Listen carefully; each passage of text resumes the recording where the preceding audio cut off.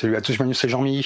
Aujourd'hui, on part pour un voyage dans un univers où les brumes ne sont jamais vraiment vos alliés, où la cendre tombe du ciel comme la pluie, et où l'ombre du Lord Ruler pèse sur chaque rue, chaque toit.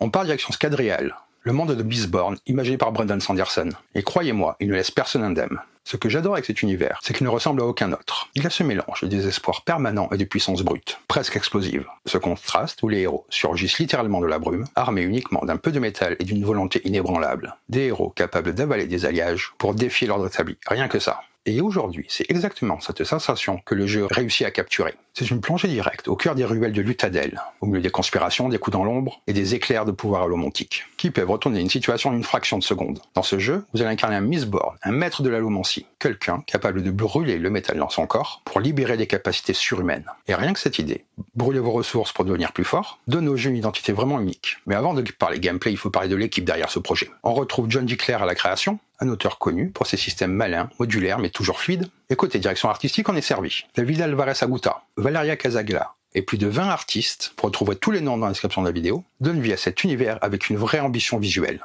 L'éditeur, Brother Wise Game, qu'on connaît pour des jeux avec une forte identité thématique et une production bien léchée. Bref, il y a du monde derrière le rideau et ça se sent dès les premières cartes en main. Pour ce qui est des infos pratiques, ce jeu s'adresse à 1 à 4 joueurs, avec une durée de 30 à 60 minutes, ce qui est surprenant pour un deck building aussi dense, et tout cela à partir de 13 ans. Et puis, il y a quelque chose que j'aime beaucoup. C'est un jeu qui essaie de raconter quelque chose. Ce n'est pas juste un enchaînement de cartes. Il y a une ambiance, une tension, une atmosphère un peu lourde mais pleine de possibilités, où chaque action donne l'impression de gratter un peu de contrôle dans un monde qui n'entend qu'une erreur pour vous engloutir. Alors maintenant que le décor est posé, qu'on a posé l'univers, l'artiste, l'ambiance, on va voir comment ça se passe. Bienvenue dans Mistborn. Dans le monde ravagé de Scadrial, Mistborn The Deck Building Games vous plonge au cœur de Luthadel, une cité noyée sous les cendres et la brume, gouvernée par le mystérieux Lord Ruler et ses redoutables inquisiteurs. Dans ce jeu, vous incarnez un Mistborn capable d'intégrer des métaux et de les brûler pour libérer des pouvoirs meurtriers. Vous utiliserez l'acier pour propulser des pièces comme des projectiles, le peltre pour décupler votre force, l'étain pour affiner vos sens, et bien d'autres capacités encore. Chaque partie vous offre l'occasion de développer une stratégie différente. Est-ce que vous allez privilégier l'acier et le fer pour devenir un spécialiste des dégâts directs, ou peut-être préférez-vous les métaux bronze et cuivre afin de vous dissimuler et d'explorer le marché de nouvelles cartes, à moins que vous ne restiez polyvalent, surprenant constamment vos adversaires. Peu importe votre voie, plusieurs conditions de victoire s'offrent à vous. Accomplir une série de missions uniques ou choisir la voie frontale en éliminant tous vos adversaires. Et une fois vos talents aiguisés dans les affrontements compétitifs, vous pourrez unir vos forces pour affronter le Lord Ruler lui-même. Le jeu inclut en effet un deck spécial pour le Lord Ruler conçu pour le jeu coopératif ou en solo. Très bien, maintenant l'univers est en place, les brumes sont là. Maintenant voyons concrètement comment va se dérouler une partie. Dans cette vidéo, je vais d'abord vous présenter toutes les règles de manière claire et structurée, la mise en place, le tour de jeu, les métaux, les cartes, les missions, le combat, l'économie et même le mode solo coop. Une fois qu'on aura vu tout ça, je ferai une courte transition, puis je passerai à mon avis, le ressenti en jeu, la tension, la cohérence du thème, et bien sûr, à qui s'adresse The Mistborn Deck Building Games. Allez, on attaque tout de suite avec la mise en place. Une fois l'univers en tête, passons à la préparation de la partie. Vous allez suivre les étapes que je vous indique, afin que chaque joueur commence avec le matériel nécessaire et que l'aire de jeu soit parfaitement organisée. Commencez par donner à chaque joueur une carte personnage choisie au hasard, ainsi qu'une piste et un cube de suivi à sa couleur. Placez le cube sur la première case de la piste. Un ensemble de 8 métaux installés sur les emplacements indiqués au-dessus de la piste. Les 4 cartes de départ correspondant à son personnage, le nom est écrit ici, ainsi que 6 cartes de financement. Mélangez ces 10 cartes pour former son deck de départ. Un cadran de santé réglé sur 36. Si vous jouez à moins de 4, retirez simplement du jeu tous les composants appartenant au personnage utilisé, y compris leurs cartes de départ et les cartes fundings. Lorsque chaque joueur dispose de son matériel personnel, vous pouvez passer à l'installation du cœur du jeu, le marché. Vous mélangez le deck marché, puis vous le placez au centre de la table, et vous révélez les 6 premières cartes. C'est ce qu'on va appeler le marché. Placez toutes les pièces, les boxings, et tous les jetons de métal Atium à proximité du marché, accessibles à tous. Une fois le marché prêt, il est temps d'installer les objectifs de la partie, les missions. Mélangez et révélez 3 cartes au hasard, rangez les autres. Chaque joueur prend 3 cubes à sa couleur et en place un sur chacune des 3 missions, comme j'ai fait ici. Les objectifs étant en place, il reste maintenant à déterminer l'ordre de jeu et les avantages du départ. Choisissez un premier joueur. Le joueur suivant, dans le sens horaire, reçoit plus 2 de santé. Le troisième joueur, si présent, reçoit plus 4. Le quatrième joueur, s'il existe, reçoit plus 4. Et un boxing. Si vous jouez à plus de 2, donnez le marqueur cible au dernier joueur dans l'ordre horaire depuis le premier joueur. Une fois ces ajustements faits, chaque joueur peut finaliser sa préparation. Pour terminer la mise en place, chaque joueur pioche 5 cartes de son deck personnel. Ces cartes constituent sa main de départ. Avant d'entrer dans les détails du tour de jeu, il est important de comprendre les bases du deck building, car Mistborn appartient à ce type de jeu. Vous commencez avec un deck plutôt faible, et au fil de la partie, vous l'améliorez en achetant de nouvelles cartes ou en supprimant celles qui vous ralentissent. Je vais vous parler des règles fondamentales qui encadrent ce fonctionnement. Chaque joueur dispose de plusieurs zones distinctes. Une main de cartes, un deck, face cachée, laissez l'espace à côté pour une défausse. Vous aurez devant vous une zone de cartes en jeu. Vous pouvez regarder votre main et votre défausse à tout moment. En revanche, vous n'avez jamais le droit de regarder votre deck. Une fois ces zones en tête, voyons comment elles interagissent pendant un tour. Pendant son tour, un joueur peut jouer ses cartes dans l'ordre de son choix. Chaque carte jouée est placée visiblement dans la zone de jeu, où elle restera jusqu'à la fin du tour. Cette liberté d'ordre est essentielle. Elle vous permet d'enchaîner vos actions comme vous le souhaitez. Chaque fois qu'un joueur gagne une carte, sauf indication contraire, celle-ci est placée immédiatement dans sa défausse face visible. Ainsi, les cartes nouvellement acquises rejoignent la rotation naturelle du deck, une fois celui-ci remanié. À la fin du tour d'un joueur, toutes les cartes en jeu, à l'exception des alliés, vont dans la défausse. Toutes les cartes non jouées de la main vont également dans la défausse. Une fois cela fait, le joueur pioche 5 nouvelles cartes depuis son deck. Il arrive un moment où votre deck se vide. Si un joueur doit piocher, que ce soit pendant son tour, ou lors du tirage de sa nouvelle main, et qu'il n'y a plus de cartes dans son deck, il mélange sa défausse pour former un nouveau deck. Puis il continue son tirage normalement. Ce mécanisme permet au deck d'évoluer constamment au fil des acquisitions et éliminations. Lorsqu'une carte est éliminée, elle est retirée du jeu et placée dans une pile d'élimination commune à tous les joueurs. N'importe qui peut consulter cette pile à tout moment. Cela permet de réduire les cartes inutiles de votre deck et d'accélérer votre stratégie. Avant d'aller plus loin, il est utile de prendre un instant pour réfléchir à la manière dont évolue un deck dans ce jeu. Le deck du joueur est en constante transformation, et remporter la partie revient souvent à créer le meilleur deck possible. Cependant, ce qui constitue le meilleur deck dépend entièrement de la stratégie que vous poursuivez. Par exemple, un joueur peut décider de construire un deck très fin, réduit à environ 5 cartes, qu'il pourra rejouer à chaque tour. A l'inverse, il peut préférer un deck très varié, capable de surprendre constamment ses adversaires. Un deck efficace peut aussi choisir de se concentrer sur un seul métal, afin d'activer des cartes particulièrement puissantes. Ou bien, il peut rassembler plusieurs types de métaux, chacun occupant une niche précise dans la stratégie du joueur. Votre approche peut être axée sur le combat, centrée sur les points de mission, ou chercher un équilibre entre les deux. Vous pouvez même bâtir une stratégie autour de l'atium. En réalité, il existe de nombreuses façons de gagner, et votre stratégie doit s'adapter à 2 éléments essentiels. Le personnage que vous incarnez et ce que le marché vous offre au fil de la partie. Dans l'univers de Mistborn, la source du pouvoir allomantique provient des métaux que Mistborn avale puis brûle. Dans le jeu, ces ressources sont représentées par les 8 jetons de métal que possède chaque joueur. C'est ce que vous avez placé au-dessus, au début de la mise en place. Ces métaux servent à alimenter une variété d'effets et d'actions tout au long de la partie. Pour comprendre comment ces jetons influencent votre stratégie, voyons d'abord comment fonctionne le système de brûlure. La plupart des capacités des cartes actions nécessitent de brûler un métal pour être activées. Au début de la partie, vous ne pourrez brûler qu'un seul jeton métal par tour. Cependant, en progressant sur votre piste d'entraînement, en jouant certaines cartes ou en accomplissant des missions spécifiques, vous gagnez la possibilité d'en brûler davantage. Vous pouvez vérifier combien de métaux vous pouvez brûler en comptant les icônes de brûlure obtenues sur votre piste d'entraînement, comme vous le voyez ici. Pour brûler un jeton de métal, retirez-le de son emplacement sur la piste. Placez-le sur la carte que vous voulez alimenter avec ce métal. Puis à la fin du tour, replacez-le sur votre piste. Chaque carte doit être alimentée uniquement par le métal qu'elle demande. En plus des jetons métaux eux-mêmes, vous pouvez utiliser certaines cartes comme source de métal. Pour cela, jouez une carte à l'horizontale, de manière à ce que la fiole de métal, sur son côté droit, apparaisse sous une autre carte qui requiert l'un des métaux correspondants. Cette méthode ne compte pas dans votre limite de jetons que vous pouvez brûler chaque tour. Elle vous permet donc d'activer davantage de cartes. Il n'y a aucune limite au nombre de cartes que vous pouvez utiliser comme métaux au cours d'un même tour. Par exemple, si je veux activer cette carte, je pourrais dépenser cela pour activer celle-ci. J'ai cette carte en main, elle peut être utilisée pour ce métal-là, ainsi que celui-là. Pour indiquer que je l'utilise, je le mets comme ceci. La fiole est visible, je peux activer la première capacité, puis la deuxième. Chaque joueur, n'oubliez pas, commence la partie avec 4 cartes d'entraînement et 6 cartes de financement, tous ensemble dans son deck de départ. Les 4 cartes d'entraînement diffèrent d'un joueur à l'autre, mais chacun reçoit une carte pour chaque paire de métaux. Et l'ensemble des joueurs a accès aux mêmes 4 effets de départ. Quant aux cartes Funding Financement, elles servent principalement à acheter de nouvelles cartes au marché, vous permettant d'améliorer progressivement votre deck. Et c'est ici que vous trouvez à qui appartiennent les cartes de départ. Maintenant revenons aux métaux. Après avoir vu comment fonctionne la brûlure de base, il est temps d'explorer les mécaniques plus avancées qui vous permettent d'aller au-delà de vos limites habituelles. Ces règles offrent une grande flexibilité, mais demandent aussi une gestion attentive de vos métaux. Vous avez vu le flaring.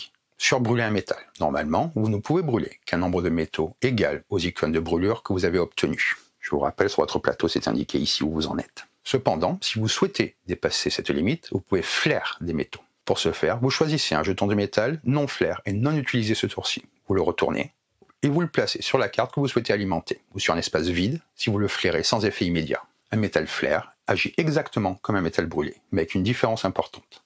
À la fin du tour, lorsque vous replacez vos jetons sur la piste, il reste retourné. Tant qu'il est retourné, ce jeton ne peut plus être utilisé, ni pour brûler ni pour flair, tant qu'il n'a pas été rafraîchi. Le flaring compte comme une brûlure pour tous les effets qui vérifient si un métal est en train d'être brûlé.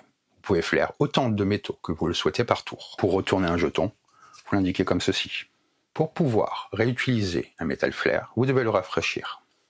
Pour rafraîchir un métal, vous devez défausser une carte de votre main. Vous devez alors retourner un jeton de métal correspondant à l'un des deux métaux indiqués dans la fiole en bas à droite de la carte défaussée. Le retrouver ici à chaque fois. Le rafraîchissement ne compte pas comme une brûlure pour activer des alliés, des capacités de personnage ou des capacités de savant. Certaines cartes et certains effets de mission permettent également de rafraîchir n'importe quel métal flair grâce au symbole correspondant.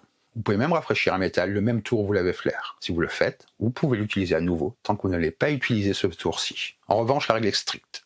Vous ne pouvez pas flair un métal, le rafraîchir, puis le réutiliser une deuxième fois dans le même tour. Chaque métal ne peut servir qu'une seule fois par tour, que ce soit par brûlure ou par flaring.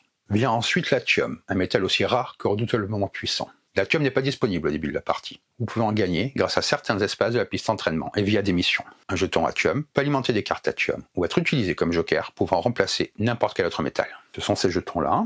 Lorsqu'un jeton athium est utilisé pour alimenter une carte non athium, il est considéré à la fois comme un jeton d'athium et comme le métal qui remplace, pour les interactions avec les alliés et les capacités de personnage. À la fin du tour, un jeton athium utilisé doit être retourné à la réserve. Chaque jeton d'athium est donc à usage unique. Il est important de savoir qu'un jeton d'athium ne peut pas être flair. Pour l'utiliser, vous devez disposer d'une brûlure de métal disponible. Enfin, les cartes athium, elles, ont une flexibilité particulière. Si elles sont tournées à l'horizontale, elles peuvent alimenter n'importe quelle carte. Si elles sont défaussées, elles peuvent rafraîchir n'importe quel métal. Si jamais la réserve d'athium venait à manquer, utilisez simplement un jeton de substitution. L'athium n'est pas une ressource limitée en quantité. Chacun des métaux de l'allomancie confère un style de jeu différent. Pour mieux comprendre comment orienter votre stratégie, voyons ce que chaque métal vous permet d'accomplir, ainsi que les mots-clés associés. Nous allons parcourir ces effets un à un. Ici, Pelter est un métal tourné vers le combat et la guérison. C'est la base de nombreuses stratégies agressives ou défensives. Ici, le mot-clé, Defender, défenseur. Les deux alliés de Pelter sont des défenseurs. Tant qu'un défenseur est en jeu, les dégâts ne peuvent pas vous cibler, ni cibler vos alliés non défenseurs. Les défenseurs protègent donc votre équipe tant qu'il reste en jeu. L'éteint, les cartes éteints, permettent d'obtenir des points de mission et des pièces, avec des effets qui varient selon votre position sur les différentes pistes de mission. Le mot-clé est Sense, perception. L'effet Sense empêche les autres joueurs d'avancer sur la piste de mission, et s'applique durant tout le tour. Par exemple, un joueur possède 2 points de mission. Un effet Sense 3 est joué contre lui. Plus tard dans le même tour, il gagnera encore 2 points de mission. Il n'avancera qu'une seule fois en tenant compte de perception 3. Les cartes bronze vous donnent des points de mission et vous permettent d'utiliser des capacités présentes sur les cartes du marché. Le mot-clé est Seek, que vous retrouvez ici.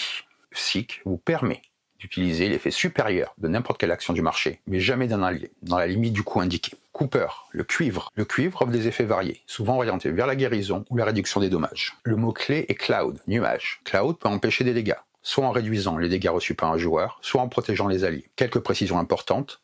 Si Cloud réduit les dégâts à 0 contre un joueur qui possède la cible, ce joueur ne peut pas transférer la cible. Si Cloud protège les alliés, ils deviennent indestructibles ce tour-ci, mais ils peuvent être attaqués à nouveau immédiatement, si l'adversaire dispose encore de combat. Ici le zinc. Les cartes de zinc donnent principalement des pièces et offrent un moyen d'activer vos alliés sans brûler de métaux. Le mot-clé est Riot, agitation. Riot vous permet d'activer l'effet supérieur de n'importe quel allié, sans avoir à brûler de métal. Cependant, vous ne pouvez pas réactiver ce même effet plus tard dans le même tour, même en brûlant un métal. Brass, le laiton, fournit à la fois des points de mission, des pièces et la possibilité d'éliminer des cartes. Le mot-clé est apaiser. Ce mot-clé vous permet d'éliminer l'une de vos cartes, depuis votre main, depuis votre défausse ou depuis votre zone de jeu. Si vous éliminez une carte déjà en jeu, vous conservez ces effets pour ce tour. Le fer, Iron. Le fer est axé sur le combat et sur la préparation de vos prochains tours. Le mot-clé, Pull. Pull vous permet de déplacer des cartes depuis votre défausse vers le sommet de votre deck. Quelques rappels importants. Lorsqu'une carte est achetée, elle va immédiatement dans la défausse. Vous pouvez défausser des cartes de votre main à tout moment, elles deviennent alors accessibles à Pull. Les cartes en jeu ne vont en défausse qu'à la fin du tour. L'athium. Les cartes d'athium permettent de générer des points de mission très puissants et des points de combat, mais elles nécessitent des jetons d'athium pour être jouées. Les cartes d'athium ont aussi des usages polyvalents. Si vous les jouez à l'horizontale, elles peuvent alimenter n'importe quelle carte. Si vous les défaussez, elles peuvent rafraîchir n'importe quel métal flair. Acier, steel. L'acier fournit du combat, des pièces et des moyens d'agir sur le marché, voire de récupérer des cartes de la pile éliminée. Le mot-clé est push. Cela vous permet d'éliminer n'importe quelle carte du marché. La carte éliminée est immédiatement remplacée. Une carte action comporte plusieurs éléments essentiels. Voici ce que chacun représente dans l'ordre naturel où on les consulte. Ici le nom de la carte. c'est simplement l'identification de la carte. Ici, le coût d'acquisition. Ce nombre indique combien la carte coûte pour être achetée au marché. Ici, le métal nécessaire pour activer la capacité principale. Chaque carte action possède un métal requis pour son effet principal. Ce métal peut être fourni soit en brûlant un jeton métal, soit en jouant une carte comme métal tournée horizontalement. À cet endroit-là, l'effet principal activé en brûlant le métal. Dès que vous brûlez le métal exigé, l'effet principal de la carte s'active immédiatement. Cet effet ne s'active qu'une seule fois, même si vous brûlez plusieurs fois ce même métal durant votre tour. Ici, les capacités supplémentaires, des bonus. Certaines cartes possèdent des effets additionnels qui se débloquent en brûlant des métaux supplémentaires. Quelques points essentiels. Si la carte demande par exemple un second fer, vous devez utiliser soit votre jeton de fer, impossible quand on en avait qu'un, soit de l'atium ou des cartes utilisées comme métaux. L'effet principal doit toujours être activé en premier. On ne peut pas sauter directement au second effet. Si plusieurs métaux sont indiqués, vous devez tous les fournir pour débloquer l'effet associé. Par exemple, s'il faut 2 fers supplémentaires, en mettre seulement un ne produit rien. Ici, l'effet secondaire activé par les métaux supplémentaires. C'est l'effet bonus qui se déclenche lorsque vous fournissez les métaux additionnels dont la carte a besoin. Ici, le metal pairing de la carte. Chaque carte appartient à une paire de métaux, comme acier et fer. Cela a 2 usages importants. Vous pouvez utiliser cette carte comme métal pour alimenter n'importe quelle carte demandant l'un des 2 métaux de cette paire. Vous pouvez aussi la défausser pour rafraîchir un metal flare appartenant à cette même paire. En dessous, les capacités savants. Certaines cartes possèdent des capacités spéciales appelées savants. Elles ne se déclenchent que si la carte est utilisée comme un métal, et non si la carte est jouée normalement comme une action, si elle est défaussée pour rafraîchir un métal, ou si elle est utilisée pour ses effets principaux ou secondaires. Par exemple, cette carte peut donner plus de combat lorsqu'elle est utilisée comme métal, mais pas dans ses autres usages. Ici, c'est une autre carte bien entendu. Certaines cartes comportent des effets utilisables en dehors de votre tour, reconnaissables grâce à une barre de titre verticale. Pour les utiliser, défaussez la carte au moment approprié. Aucun métal n'a besoin d'être brûlé. La carte est immédiatement défaussée et ne peut plus être utilisée autrement ce tour. Dans le deck du marché, vous trouverez 2 types de cartes bien distincts. Les cartes actions, toujours verticales, et les cartes alliées, toujours horizontales. Nous venons de parler des cartes actions. Les cartes alliées fonctionnent très différemment des cartes actions. Elles sont toujours horizontales, et une fois jouées, elles se placent au-dessus de votre carte personnage, où elles resteront tant qu'elles ne sont pas vaincues. Tant qu'un allié est en jeu, vous pouvez profiter à chaque tour de ses effets. Si un joueur parvient à le vaincre, il est alors placé dans votre défausse. Contrairement aux cartes actions, les alliés ne peuvent pas être utilisés comme des métaux, ils ne peuvent pas rafraîchir un métal, ils ne sont pas alimentés directement par des jetons métaux. Pour mieux comprendre leur fonctionnement, voyons donc leur composition. Ici le nom de l'allié, l'identification de la carte. Ici son coût au marché, le prix à payer pour recruter cet allié lorsqu'il apparaît dans le marché. Ici sa défense, cela indique combien de points de combat un adversaire doit générer en une seule attaque pour vaincre cet allié. Ici le métal associé, s'il y en a un. Certaines cartes alliées affichent un métal particulier. Si vous brûlez ce métal n'importe où, que ce soit via un jeton ou en jouant une carte comme un métal, alors vous gagnez l'effet associé à cet allié. C'est-à-dire que là, en utilisant ce métal d'une manière ou d'une autre, je gagne cela. Vous obtenez cet effet qu'une seule fois, même si vous brûlez plusieurs fois ce métal durant votre tour. Ici, c'est ce qu'on appelle les effets additionnels. Certains alliés ont un effet bonus qui se déclenche si un métal supplémentaire est brûlé. Par exemple, le pickpocket n'active ce second effet que si vous brûlez au moins 2 métaux fer durant votre tour. Ici, ce sont les effets permanents.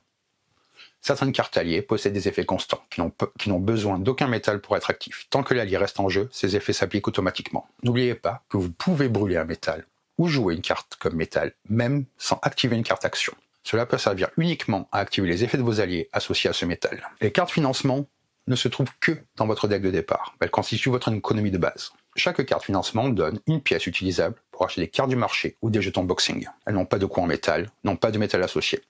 Elles servent simplement à soutenir vos premiers achats. Les jetons boxing. Pendant votre tour, vous pouvez acheter un jeton boxing pour 2 pièces. Plus tard, vous pouvez défausser ce boxing pour gagner une pièce lorsque vous en aurez besoin. C'est une réserve flexible vous permettant d'ajuster vos achats au bon moment. Chaque personnage possède 2 éléments fondamentaux qui évolueront au cours de la partie. Une carte personnage qui définit ses capacités spéciales et une piste d'entraînement qui débloque progressivement de nouveaux avantages. Ces 2 éléments déterminent votre montée en puissance et influencent largement votre stratégie. Au début de chacun de vos tours, vous avancez automatiquement votre cube d'une case sur votre piste d'entraînement. C'est un des principaux moyens d'améliorer votre capacité au fil de la partie. De plus, certaines cartes ou missions montrent ce symbole.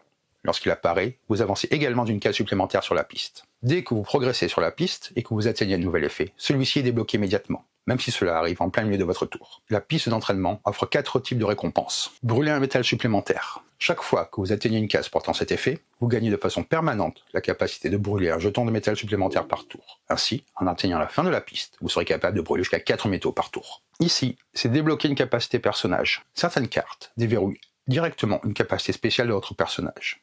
Dès que vous atteignez cette case, cette capacité devient permanente et utilisable pour le reste de la partie. Ici, obtenir de l'atium. En atteignant une case marquée de ce symbole, vous gagnez immédiatement un jeton d'Atium. L'Atium est un métal puissant mais à usage unique, que vous pouvez conserver pour un moment critique. Ici, Atium continue. Tout au bout de la piste se trouve un effet particulièrement fort. Une fois cette case atteinte, chaque fois que vous montez sur la piste, y compris au début de chaque tour, vous gagnerez un jeton d'Atium supplémentaire. Cet avantage renforce énormément votre potentiel en fin de partie. Votre carte personnage représente l'identité et les pouvoirs uniques de votre héros. Elle indique les capacités que vous débloquez au fur et à mesure de votre progression et influence directement votre façon de jouer. Pour bien l'utiliser, voyons en détail les éléments qui la composent. Ici, le nom du personnage. Il s'agit simplement de l'identification du personnage que vous incarnez. Ici, ce sont les capacités débloquées par la piste d'entraînement. Sur votre carte personnage figurent plusieurs capacités spéciales. Elles ne font rien tant qu'elles ne sont pas débloquées, deviennent accessibles dès que vous atteignez la case correspondante sur votre piste d'entraînement, et peuvent ensuite être utilisées à chaque tour sans limite de durée. Ces effets constituent le cœur de la progression de votre personnage. Ici, le métal signature. Chaque personnage possède un métal signature, qui lui confère un effet particulier. Cet effet fonctionne de la même manière qu'un effet allié. Dès que vous brûlez ce métal, que ce soit via un jeton ou via une carte jouée comme métal, vous gagnez immédiatement l'effet associé. Cet effet se déclenche une fois par tour, même si vous brûlez ce métal plusieurs fois. Exemple, Vin gagne l'effet du pelter lorsqu'elle brûle du pelter. Ici, la seconde capacité, elle est commune à tous les personnages. Chaque personnage possède la même seconde capacité. Une fois par tour, après avoir débloqué cette capacité, lorsque vous achetez une carte d'action au marché, vous pouvez l'éliminer immédiatement. Si vous le faites, vous appliquez son effet supérieur, sans avoir besoin de brûler le métal correspondant. Cela permet d'obtenir un effet puissant, tout en affinant votre deck. Ici, c'est l'effet d'Atium, commun à tous les personnages. Chaque personnage partage également une capacité liée à l'Atium. Une fois débloqué, chaque fois que vous brûlez un jeton d'Atium, pour n'importe quelle raison, que ce soit l'Atium ou que ce soit comme Atium ou comme un autre métal, vous gagnez automatiquement cet effet. Cet effet renforce considérablement l'impact de vos utilisations d'Atium. Ici, pour les dials de santé, cela permet de suivre la santé des joueurs. Les joueurs commencent entre 36 et 40 de santé, ils ne peuvent jamais avoir plus de 40. Ce symbole-là, assigné à un joueur, réduit la santé, alors que ce symbole-là restaure de la santé. Une fois que la santé des joueurs est arrivée à 0, ils sont éliminés de la partie. Chaque partie utilise 3 missions parmi les 8 disponibles. L'une des 3 conditions de victoire du jeu consiste à être le premier joueur à atteindre le sommet de chacune des 3 pistes de mission. Les joueurs avancent sur ces pistes lorsqu'ils gagnent des points de mission. Lorsqu'un joueur gagne plusieurs points de mission en un seul tour, il peut tout investir sur une seule piste ou répartir ses points entre plusieurs pistes. Voyons maintenant la structure d'une carte mission. Chaque mission comporte plusieurs éléments importants. Le nom de la mission, c'est simplement son identification. Ici, c'est la zone de départ. C'est l'endroit où les cubes de suivi sont placés au début de la partie. Il est important de noter que cette zone n'est pas encore sur la piste. Si un joueur avance de 1 point de mission depuis cette zone, il monte sur la première case de la piste. Ici, c'est la piste de mission. C'est la piste principale sur laquelle les cubes avancent. Il faut 12 points de mission pour atteindre le sommet. Ici, ce sont les récompenses intermédiaires. Chaque carte mission possède plusieurs récompenses qui se déclenchent lorsqu'on atteint certaines cases. Leur nombre et leur espacement varient d'une mission à l'autre. Lorsque vous atteignez l'une de ces cases, vous gagnez immédiatement l'effet associé. Ces récompenses ont toujours des effets uniques. Ici, les récompenses intermédiaires pour le premier joueur. Chaque récompense intermédiaire possède également une récompense supplémentaire qui est réservée au premier joueur qui atteint cette case. Ces bonus sont souvent déterminants dans la course aux missions. Ici, ce sont les emplacements de fin de piste. Lorsque vous atteignez le sommet de la piste, placez votre cube dans le premier emplacement disponible de gauche à droite. L'ordre d'arrivée est ainsi conservé pour certaines règles. Ici, c'est la récompense du premier joueur au sommet. Le premier joueur à atteindre le sommet d'une piste gagne une récompense supplémentaire. Même si la récompense du haut est marquée comme permanente, cette récompense spéciale reste toujours un effet unique. Ici, la récompense du sommet. Chaque joueur qui atteint le sommet reçoit la récompense associée, qui peut être un effet unique ou un effet permanent. Certaines cartes vérifient si un joueur est le plus haut ou le plus bas sur une piste de mission. Quelques précisions essentielles. Les cubes encore dans la zone d'image, au début de la piste, ne sont pas sur la piste. Si un seul joueur se trouve réellement sur la piste, il est automatiquement le plus haut, mais jamais le plus bas. Lorsqu'au moins 3 joueurs sont sur la piste, les ex-aequo comptent comme plus haut ou plus bas sur leur position. Le premier joueur à terminer la piste devient définitivement le plus haut sur cette piste. Vous pouvez avancer sur une piste de mission en n'importe quel moment de votre tour. Cela peut vous permettre de récupérer exactement les ressources dont vous avez besoin pour effectuer une action cruciale ensuite. Une autre manière de gagner la partie est d'être le dernier personnage en vie.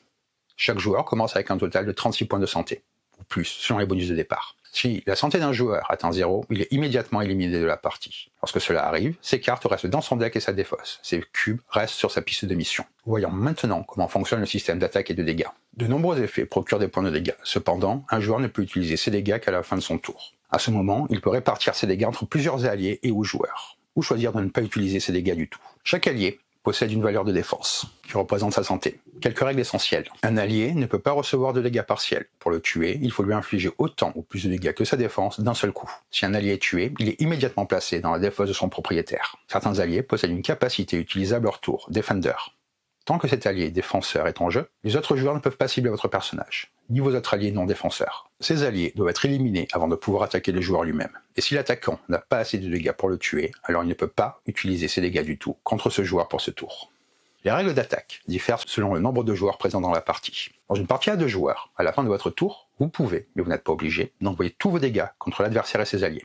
Si cela réduit la santé de votre adversaire à 0 ou moins, il est éliminé et vous gagnez immédiatement la partie. Dans les parties à 3 ou 4 joueurs, une mécanique supplémentaire entre en jeu. La cible. Le joueur le plus éloigné du premier joueur dans le sens horaire commence la partie avec la cible. À la fin de votre tour, vous pouvez attaquer les alliés de n'importe quel joueur. Ensuite, vous devez diriger tous vos dégâts vers le joueur qui possède la cible. Une fois qu'un joueur portant la cible a subi des dégâts, il peut transférer la cible à un autre joueur. Ce transfert a lieu uniquement après que tous les dégâts ont été résolus. Vous n'êtes jamais obligé d'utiliser vos dégâts. Parfois, refuser d'attaquer le porteur de la cible peut éviter qu'elle vous revienne ensuite. Infliger des dégâts à plusieurs joueurs peut être très puissant, mais souvenez-vous, plus vous gardez la cible longtemps, plus vous devenez une cible vous-même. Gardez-la uniquement lorsque vous préparez un tour particulièrement destructeur. Les alliés ne sont pas affectés par la cible. À votre tour, vous pouvez éliminer n'importe quel allié, quel que soit le joueur qui possède la cible. Si vous possédez la cible, lorsque vous avez la cible, après avoir résolu vos attaques contre les alliés, vos dégâts s'appliquent entièrement à tous les autres joueurs, en même temps à la fin de votre tour. Quelques petites précisions. Si un joueur possède un allié avec défenseur, vos dégâts contre ce joueur sont d'abord dirigés vers le ou les défenseurs. Si un joueur utilise un effet Cloud hors de son tour pour se défendre, cela ne réduit que les dégâts dirigés contre lui, pas ceux dirigés contre les autres joueurs. Si vous éliminez un joueur qui possède la cible, vous choisissez à qui donner la cible parmi les joueurs restants. Tous vos dégâts restants sont ensuite appliqués à ce nouveau porteur. Si cette élimination laisse seulement 2 joueurs en jeu, alors la cible est définitivement retirée de la partie. Certaines capacités permettent de récupérer de la santé, indiquées par ce symbole. Lorsque vous en gagnez, augmentez votre cadran de santé en conséquence. Cependant, un personnage ne peut jamais dépasser les 40 points. Passons maintenant à la gestion économique du jeu, indispensable pour améliorer votre deck et renforcer votre stratégie. Les boxings sont une ressource accessible à côté du marché. Ils peuvent être achetés pour 2 pièces. À n'importe quel moment, vous pouvez les défausser pour gagner une pièce. Quelques notes importantes. Les boxings n'expirent jamais. La ressource est illimitée. Si vous manquez de jetons physiques, utilisez n'importe quel pion comme substitut. Les cartes du marché peuvent être achetées puis placées immédiatement dans votre défausse. Pour déterminer combien vous pouvez en dépenser, additionnez les effets de tous vos cartes financement jouées, les effets activés de vos cartes actions, les capacités savants, vos alliés, votre carte personnage, les récompenses de mission, ainsi que vos boxings dépensés. Vous pouvez acheter une carte à n'importe quel moment de votre tour, tant que vous pouvez en payer le coût. Déduisez immédiatement les pièces dépensées de votre total, puis remplacez la carte achetée par la carte du dessus du deck marché. Vous pouvez acheter autant de cartes que vous le souhaitez, tant que vous pouvez les payer. Les pièces non dépensées à la fin de votre tour sont perdues, elles ne se conservent pas d'un tour sur l'autre. Je vais vous redire comment se passe un tour de jeu. Le tour d'un joueur suit la structure suivante. Vous avancez de 1 sur la piste, dans n'importe quel ordre, et le nombre de fois que vous voulez. Vous jouez des cartes de votre main, vous pouvez burn off ou flair des métaux sur les cartes, utiliser une carte comme métal, défausser une carte de votre main pour rafraîchir un métal qui a été flair, activer un allié et les capacités de votre personnage, avancer sur la piste de mission, acheter des cartes et des boxings depuis le marché. Ensuite, attaquer les alliés, puis attaquer les joueurs pour réduire leur santé, défausser toutes les cartes en jeu, sauf les alliés, et n'importe quelle carte que vous n'avez pas jouée, piochez 5 cartes de votre deck. La partie se termine d'une des 3 manières suivantes. Un joueur a atteint le sommet des 3 cartes mission, il gagne instantanément. Si un joueur est le dernier en jeu et que tous les autres ont été éliminés, il gagne immédiatement. Et si un joueur paie 4 atiums sur la carte confrontation, il gagne immédiatement. En plus du jeu compétitif classique, Mistborn peut aussi se jouer en équipe, où tous les joueurs s'allient pour affronter le Lord Ruler, ou bien en solo, ou un Mistborn solitaire affronte l'Empire Ultime. La mise en place est globalement la même que dans une partie classique, avec quelques différences. Procédez à la mise en place habituelle, à l'exception de ces modifications. Ne sortez pas le jeton cible, il n'est jamais utilisé en solo ni en coopératif. Ne donnez aucun bonus de départ aux joueurs, pas de points de santé supplémentaires ni de boxing initiaux. Ensuite, préparez le Lord Ruler. Placez la carte de la piste de domination du Lord Ruler bien en vue de tous les joueurs. Puis posez la carte du Lord Ruler directement au-dessus, de façon à ce que seule la barre de titre de sa piste reste visible. Comme ceci. Sur son cadran de santé, réglez sa santé en 48. Placez également son deck de 36 cartes près de la piste et de son cadran. La domination représente à la fois la puissance du Lord Ruler et son niveau d'attention dirigé contre les joueurs. Au début de la partie, il commence avec 1 de domination. Au fil du jeu, l'apparition d'Eddie augmente sa domination jusqu'à un maximum de 6. Certains déplacements sur cette piste n'augmentent pas la domination, mais déclenchent plutôt des attaques uniques contre les joueurs. Le symbole X, présent sur les cartes des rues dédiées ou adversaires, représente une valeur variable dépendant de la piste de domination. Dès que vous voyez ce symbole, utilisez le nombre élevé visible sur le côté droit de la piste. La domination n'est pas cumulative, ignorez la valeur précédente, utilisez uniquement la valeur la plus haute actuellement visible. En mode solo coop, tous les joueurs forment une équipe unique contre le Lord Ruler. Ils ne s'attaquent jamais entre eux, ni à leurs alliés, et peuvent même utiliser certains effets comme Cloud pour se protéger mutuellement. L'objectif est simple, détruire le Lord Ruler. Et celui-ci dispose de nombreux atouts, dont un deck dédié qui joue contre les joueurs. Le premier joueur est toujours choisi aléatoirement, puis les tours s'enchaînent comme dans une partie compétitive. Les joueurs jouent leurs cartes, achètent au marché, attaquent le Lord Ruler ou ses adversaires. La seule différence majeure, vous ne pouvez jamais attaquer les autres joueurs. Une fois qu'un joueur termine son tour et pioche une nouvelle main, une étape spéciale se produit. Le joueur révèle la carte du dessus du deck du Lord Ruler et en applique les effets. Nous allons maintenant nous concentrer sur les adversaires. Les adversaires sont les sbires, agents et exécutants du Lord Ruler. Lorsque vous en piochez un à la fin de votre tour, placez-le devant vous. Un adversaire reste en jeu tant qu'il n'a pas été éliminé par des effets ou des dégâts infligés par les joueurs. Chaque adversaire possède des informations essentielles. Son nom, l'effet de l'adversaire. Chaque adversaire possède un effet négatif qui sera soit permanent, soit déclenché à la fin de chaque tour, du joueur devant lequel il se trouve, juste avant que ce joueur ne pioche les cartes. Cet effet reste actif tant que l'adversaire est vivant. Ici les boucliers. Chaque adversaire possède entre 1 et 3. Pour éliminer un adversaire, tous ses boucliers doivent être détruits. Pour détruire un bouclier, un joueur doit infliger au moins autant de dégâts que la valeur indiquée. Si la valeur est X, vous devez infliger un nombre de dégâts égal à la domination actuelle du Lord Ruler.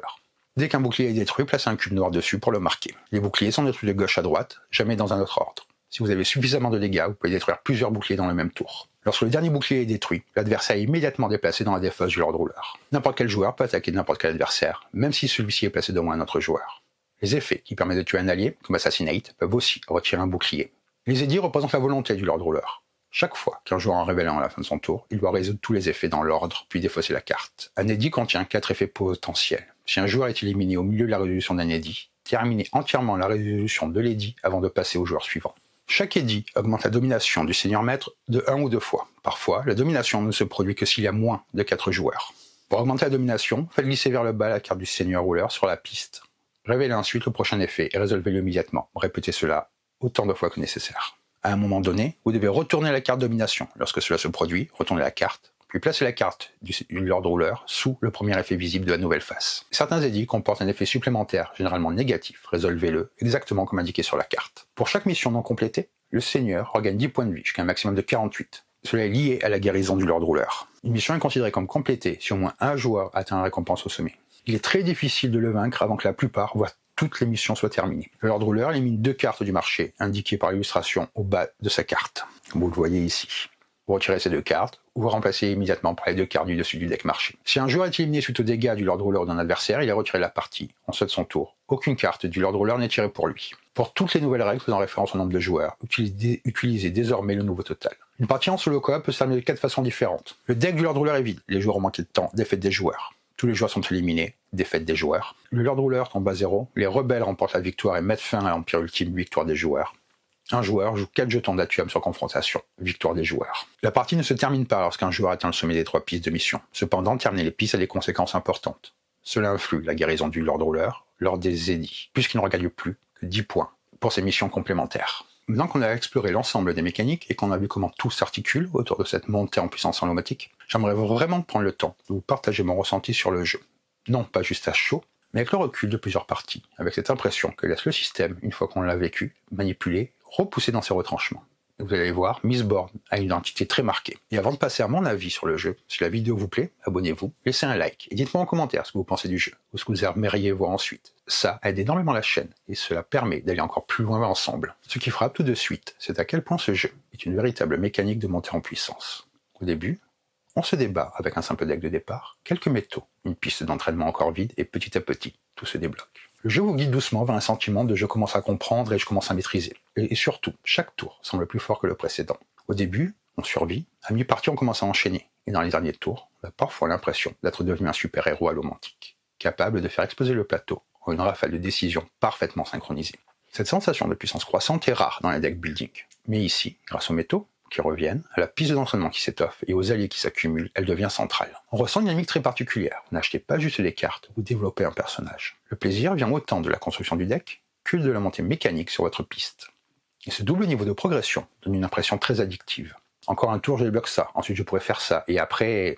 Mistborn est une identité double, il ne raconte pas la même histoire, en compétitif qu'en coopératif. En compétitif, c'est un équilibre fragile entre survie et opportunisme. L'ambiance autour de la table devient rapidement électrique, entre les pistes de mission qui déclenchent des récompenses critiques, les combats qui peuvent éliminer un joueur, la menace de la cible qui vous oblige parfois à encaisser ou à détourner des coups. Tout pousse à surveiller vos adversaires en permanence. Le jeu devient une danse tactique. Si je monte de 2 sur la piste de mission, je prends le bonus avant lui. Si je joue ce métal maintenant, je dévoile ma stratégie. Si j'attaque trop tôt, je deviens la prochaine cible. Il y a une tension psychologique très forte, presque comparable à un jeu de bluff, alors qu'il n'y en a pas directement dans les règles. Le rythme est très roller coaster, calme puis explosion, puis calme puis retournement. En revanche, en coop ou en solo, on a une ambiance totalement différente. Le Lord Ruler met une pression constante. Sa domination grimpe, ses édits tombent comme des coups de marteau. Ses adversaires arrivent avec des boucliers impossibles à négliger. Les missions doivent être complétées, sinon ils se soignent de manière brutale. On n'a jamais l'impression d'être tranquille. Le jeu crée une véritable urgence. Chaque tour du Lord Ruler est une menace. Qu'est-ce qu'il va faire cette fois? On se sent constamment attaqué, surveillé, harcelé par un ennemi qui devient plus fort, tour après tour. C'est presque un jeu de survie dans un décor de deck building. Ce qui impressionne, c'est à quel point les mécaniques collent naturellement au thème sans jamais forcer. Brûler un métal, utiliser un pouvoir. Flaire un métal, puiser dans sa réserve, brûler plus fort que nécessaire. Retourner un jeton pour montrer qu'il est épuisé, exactement ce qu'on raconterait un roman. Débloquer des capacités en montant une piste d'entraînement, un Mistborn qui maîtrise ses pouvoirs. La domination du Lord Ruler, sa présence étouffante qui devient plus oppressante à mesure que la partie avance. Les alliés, impossible de vous attaquer tant qu'ils sont là. La piste de mission, des objectifs qui progressent, des récompenses thématiques. C'est un jeu où le thème ressort parce que les mécaniques le servent. À aucun moment on se dit tiens, c'est juste un effet mécanique. Ici, tout a un sens narratif. Le jeu est totalement accessible au niveau des règles. Piocher 5 cartes, jouer dans l'ordre qu'on veut, acheter au marché, utiliser les métaux. Fin du tour. Le cœur du tour est simple et fluide. La vraie richesse vient des interactions. Comment gérer ces métaux au bon moment? Quelle piste de mission prioriser? Quand flairer ou non? Quel allié protège quelle partie de son plan? Quel métal devient central dans sa stratégie? Quand déclencher une montée trop rapide sur la piste d'entraînement? Tout cela crée une profondeur stratégique progressive, jamais écrasante, clairement stimulante. On apprend à lire le jeu différemment après chaque partie. Et là, clairement, le jeu semble conçu pour être rejoué. Les combinaisons sont innombrables. Une mission, seulement 3 par partie. Configuration très différente. Personnages distincts. Des métaux qui créent de vraies classes de jeu. Des marchés différents à chaque partie. Un monde compétitif agressif et un coop plus stratégique. Chaque partie peut avoir une identité complètement différente. Là où certains deck building deviennent répétitifs au bout de 4-5 parties, Mistborn semble au contraire développer de nouvelles approches au fur et à mesure que vous explorez les métaux. Le matériel est varié et fonctionnel. Les jetons qu'on peut retourner, les jetons d'Atium, les cadrants de santé, les cartes sont distinctes pour chaque allié, les illustrations sont magnifiques. Et le mode solo coop est un autre jeu en lui-même. Le Lord Ruler n'est pas qu'un obstacle statique, c'est un ennemi qui évolue, qui attaque, qui réagit, qui se renforce, qui guérit, et qui se comporte différemment selon les missions complétées. Les adversaires avec leur bouclier créent un peu de tactique, les édits forcent à s'adapter à des effets brutaux.